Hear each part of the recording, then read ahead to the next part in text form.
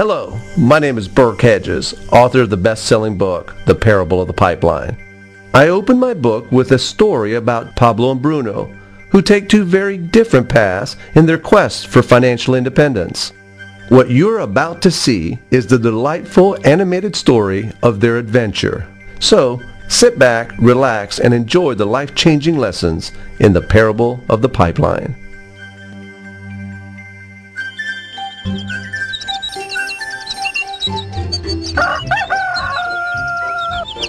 Far away, in a small village, near a beautiful valley, lived two friends, Pablo and Bruno. They were both young and dreamed of a better life for themselves. They'd often discuss their dreams about how they would become the most successful men in the village.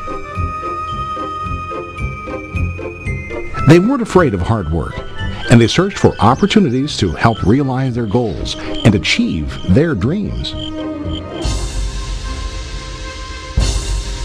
One day, an opportunity presented itself.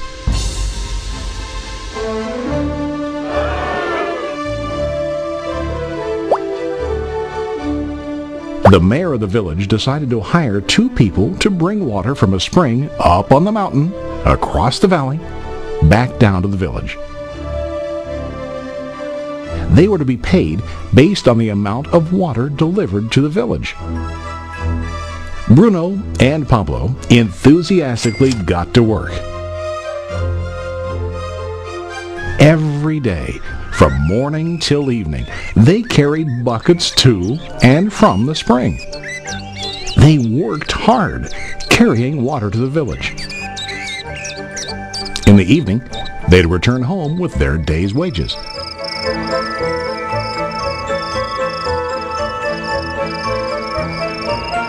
Bruno was satisfied with his work and the money he earned. He was sure that with this work he could achieve his dreams. Bruno thought that to increase his wages he could use bigger buckets to bring more water each trip.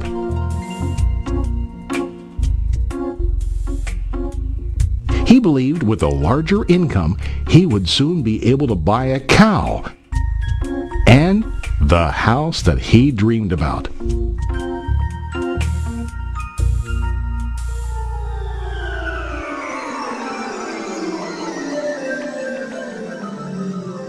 Now Pablo was not satisfied. At the end of the day, his back and hands ached, and he was exhausted. He was looking for an easier way to earn more. One day an idea occurred to Pablo. He imagined building a pipeline to deliver the water from the mountain spring to the village. With this pipeline, he could get more water to the village without carrying buckets back and forth from the spring to the village. Soon, he got very excited about his idea and began to plan. Pablo, of course, shared his idea with his friend Bruno and asked him to join with him to work on and help build the pipeline.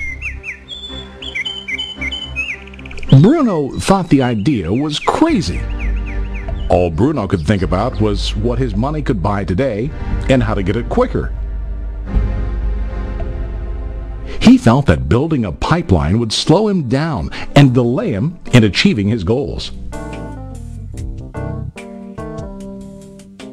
Instead, Bruno got bigger buckets and went more often back and forth, fetching water. He was sure that with this method, he could make more money. Pablo decided to build the pipeline on his own. He understood that it would not be easy to build, and it would take time to complete the pipeline. Pablo knew that it could take several years to finish, but he set his mind on his goal. Every day he worked and carried water like before. But on weekends and during his spare time, he worked hard to dig in the rocky soil and build his pipeline. In the first month, there was little to show for his work.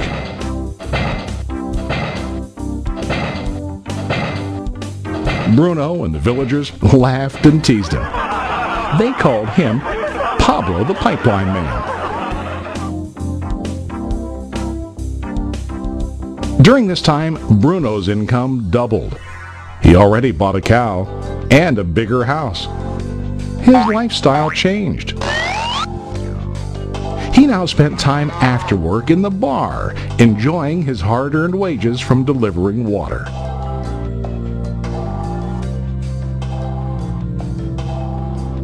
What Bruno didn't realize was that his body was starting to stoop from carrying the heavy buckets every day.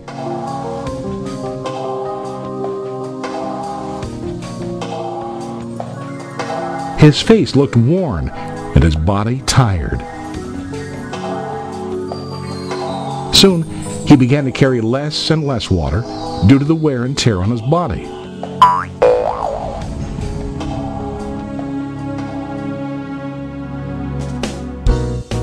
Month after month, Pablo worked. Soon a year passed, and then a second year. Finally, Pablo finished his pipeline. He now used his pipeline to deliver water to the village instead of carrying buckets. Pablo was now earning more money than ever before. The water continued flowing to the village, while Pablo wasn't working. While he slept and ate, the water flowed. Pablo was happy and proud of his insight, persistence, and hard work. Now his income flowed as long as the water flowed through his pipeline.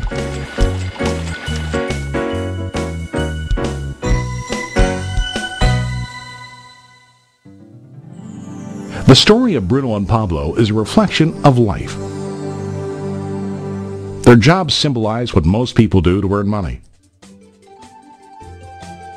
Bruno gets his money using buckets. He goes back and forth, carrying his buckets from the spring to the village in exchange for money. To increase his income, he either has to go more frequently to the spring or to use larger buckets. It's common in real life to increase our income by working harder. For example, working overtime or getting a second job. We also increase the size of our buckets by accepting a higher paying position, which often includes spending more time on the job. Most of us exchange time for money like Bruno. We know that every person has only 24 hours in the day and that it's not possible to use all our time to work. The most difficult time comes when we can no longer exchange time for money due to age, health, or other reasons. Then, our income stops. Now let's review what Pablo did. Very wisely, Pablo did not exchange all of his time for a limited income, but he used some of his time to build a pipeline. He knew that the pipeline would bring ongoing income as long as the water flowed. An ongoing income that multiplied the time he worked each day. Pablo knew that someday, maybe because of age or health, he would no longer be able to exchange his available time for money. Pablo knew that if he could make his idea of a pipeline work, then he only has to do the hard work of building the pipeline. After the pipeline was completed, Pablo was able to monitor and maintain the flow of water to ensure that his income will continue. Pablo has shown us that to earn an income, we don't always have to directly exchange time for money. There really are better ways. How about you? Are you still like Bruno, who directly exchanges time for money? Or do you want to be like Pablo, building and maintaining a pipeline for ongoing income? If you are interested in the idea of building your own pipeline, contact the person who lent you this presentation. You can start building your pipeline today.